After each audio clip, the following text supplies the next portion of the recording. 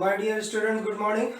Today I am going to discuss second semester syllabus. Okay. Today I am going to discuss only the second semester syllabus for mathematics. What is the syllabus for mathematics for the second semester? Number 1. Second semester syllabus number 1. First one is coordinate geometry. Coordinate geometry, and its subsection is number A, reflection. Number B part आपका हो जाएगा section formula,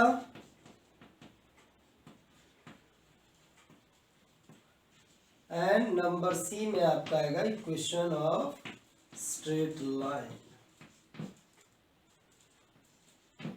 These all combined are coordinate geometry, that is the part of algebra.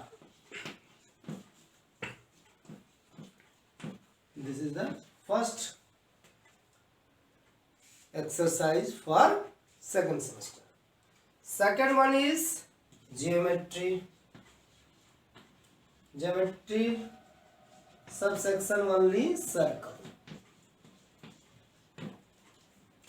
Third one is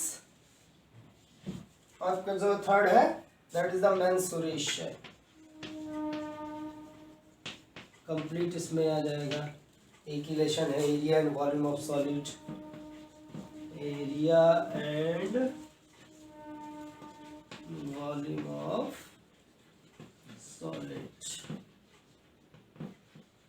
next आपका जो है वो है trigonometry. इसके दो पार्ट हो गए. एक पार्ट में वो आ जाएंगे जो कि आपका प्रूफ द आइडेंटिटीज वाले पार्ट में आएंगे. Proof the identities. And second जो आपका होगा वो होगा height and distance.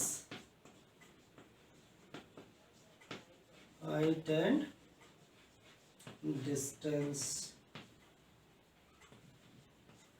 Okay.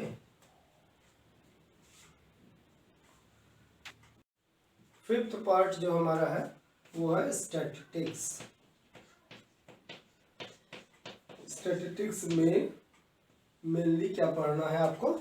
Mean, median, mode, यानी measures of central tendency and graphical representation. यानी आपको मीन निकालना है. मीन निकालने के लिए there are 3 methods. First one is direct, second one is shortcut, and third one is step deviation method. यानी 3 method आपको वो पढ़ने हैं. और चौथा इसमें आ जाएगा वो फाइंड द मीडियन यूजिंग ऑगिव, या फिर क्यूमुलेटिव फ्रीक्वेंसी कर्व भी बोल सकते हो उसको. उससे मीडियन फाइंड करना है. और उसके बाद ग्राफिकल रिप्रेजेंटेशन जो मोड के लिए है, go through the histogram and the maximum frequency, that is known as the mode of the given question. उसके बाद स्टैटिक्स के बाद जो 6 पार्ट आपका होगा वो होगा प्रोबेबिलिटी. प्रोबेबिलिटी यानी आपको ये 6 पार्ट से 6 एक्सरसाइज यानी 6 यूनिट होंगे आपके, जो कि सेकेंड सेमेस्टर में आएगा. अब इसके बाद आ जाइए कि आपके पैटर्न यानी नंबर ऑफ क्वेश्चंस कैसे होंगे उसके बारे में बात कर लेते हैं. फर्स्ट सेमेस्टर में कितने सेक्शन थे? Section A, B, C. लेकिन आपका सेकंड सेमेस्टर में ओनली 2 ही सेक्शन होंगे. For second semester there are only 2 sections. Section A having 10 marks, number of question 10. means 1 question carries each marks 1, and there are 4 alternatives are given and you have to select the best one. यानी आपके questions के लिए 4 options दिए रहेंगे. उसमें से जो आपका बेस्ट ऑप्शन आंसर होगा उसको आपको टिक करना है. यानी MCQ multiple choice question total number 10, total number of questions 10 means 1 marks for each. This is the part of section A. Now section B में क्या होंगे? अब आपके पास कितने मार्क्स बचे? टोटल मार्क्स कितने के होंगे सेकंड सेमेस्टर? 40. तो 10 मार्क्स आपका सेक्शन ए में हो गया, 30 मार्क्स के लिए आपका सेक्शन बी होगा. And there are 5 questions. There are 5 questions. There are 5 questions having 3 or 4 parts each. There are 5 questions, but you have to do only 3. यानी आपको 5 क्वेश्चंस तो दिए हुए हैं, लेकिन वो 5 क्वेश्चंस में कोई आपको 3 करने हैं. बट क्वेश्चंस किस पैटर्न पे होंगे? सपोज करो कि क्वेश्चन नंबर 2 जो है, there are 4 parts for question number 2, A B C D, और फर्स्ट सेकंड थर्ड फोर्थ कुछ भी रह सकता है, ए बी सी डी भी रह सकता है वहां पे, या फिर 1 2 3 4 भी रह सकता है. और वो क्वेश्चन का पैटर्न कैसे होगा? वो जो क्वेश्चन का पैटर्न होगा 2 2 यानी 4 मार्क्स हो गए, और ए बी अगर 2 2 मार्क्स के हैं तो जो सी और डी होगा वो 3 3 मार्क्स के होंगे, यानी 2 2 4 और 3 3 6. इट मीन्स कि क्वेश्चन नंबर 2 होगा 10 मार्क्स का. सिमिलरली क्वेश्चन नंबर 3 भी होगा इसी तरीके से 2 2 3 3, यानी 2 2 मार्क्स के 2 होंगे और 3 3 मार्क्स के 2 होंगे, यानी टोटल आपका 10 मार्क्स का सारे क्वेश्चंस होंगे. तो 5 क्वेश्चंस के लिए टोटल मार्क्स हो गए 50, लेकिन आपको कोई 3 करना है इसलिए 30 मार्क्स हो गए.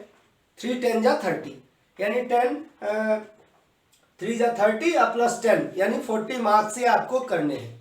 यानी सेक्शन बी में वहां पे ऑप्शंस दिया हुआ है कि कोई भी 5 क्वेश्चंस में आपको कंप्लीट केवल 3 करना है, लेकिन 3 क्वेश्चंस कैसे करने हैं ये मत समझना कि क्वेश्चन नंबर 2 का ए बी सी किए और फिर क्वेश्चन नंबर 3 का ए बी करेंगे तो पूरा कंप्लीट हो जाएगा. ऐसा नहीं है. क्वेश्चन नंबर 2 अगर पूरा कर रहे हो तो उसके पूरे पार्ट्स यानी ए बी सी डी, ये पूरा क्वेश्चन नंबर 3 कहलाएगा. एक पार्ट के जितने क्वेश्चंस है वो आपको पूरे कंप्लीट करना है. Means this is question number 1, वो पूरा एक माना जाएगा. ये नहीं कि एक पार्ट इसका करेंगे दूसरे का दूसरे पार्ट से कर देंगे तो हमको इतना ही करना है, ऐसा नहीं होगा. यानी पूरे एक क्वेश्चन के 4 पार्ट है, वो चारों आपको करने हैं तो वो क्वेश्चन 1 कंप्लीट माना जाएगा. फिर दूसरे के भी 4 पार्ट है तो चारों को आप करोगे, दूसरा क्वेश्चन कंप्लीट हो गया. इसी तरीके से थर्ड क्वेश्चन के लिए 4 पार्ट अगर दिए चारों को करोगे क्वेश्चन नंबर 3 कंप्लीट हो गया. यानी 10 3 जा 30 मार्क्स आपके इस तरह से होंगे. अब फिर से एक बार समझ लो कि हमारे जो सिलेबस होगा वो सिलेबस 6 एक्सरसाइज पर बेस्ड होगा, यानी 6 यूनिट पर बेस्ड कह सकते हो या 6 एक्सरसाइज कह सकते हो. नंबर 1 जो है आपका अलजेब्रा का पार्ट कोऑर्डिनेट ज्योमेट्री है, जिससे कि 3 सब डिवीजन निकल के आए. Number 1 reflection part. Already reflection part mostly solve करना होगा ग्राफ पेपर पर. ग्राफ पेपर आपको अवेलेबल कराया जाएगा बोर्ड से, आपको घर से लेके आना है.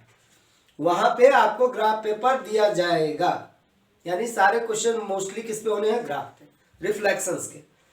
दूसरा आपका है जो sub division of coordinate geometry कह सकते हो, वो है रिफ्लेक्शन का second part, that is the section formula. Section फार्मूले में आपको एक ही फार्मूला यूज करना है.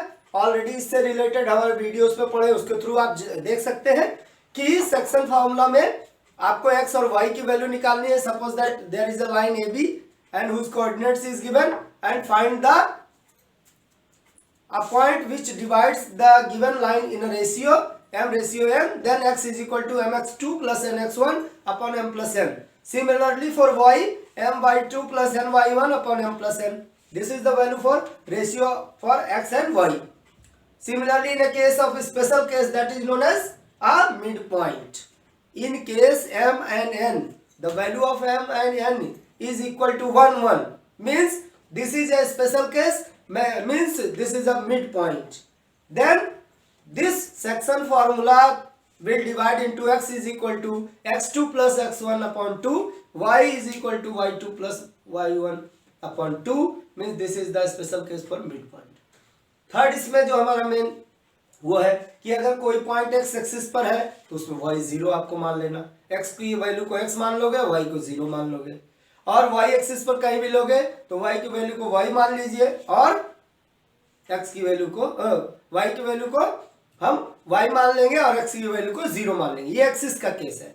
ऑलरेडी मानते हैं कि ओरिजिन हमारा 0 0 यानी उसके थ्रू जाएंगे। ओके, अब इसमें थर्ड जो सेक्शन हमारा है वो सेक्शन है हमारा equation of straight line. Already equation of straight line से रिलेटेड मैंने वीडियो अपलोड कर चुके हैं, उसके थ्रू आप देख सकते हो।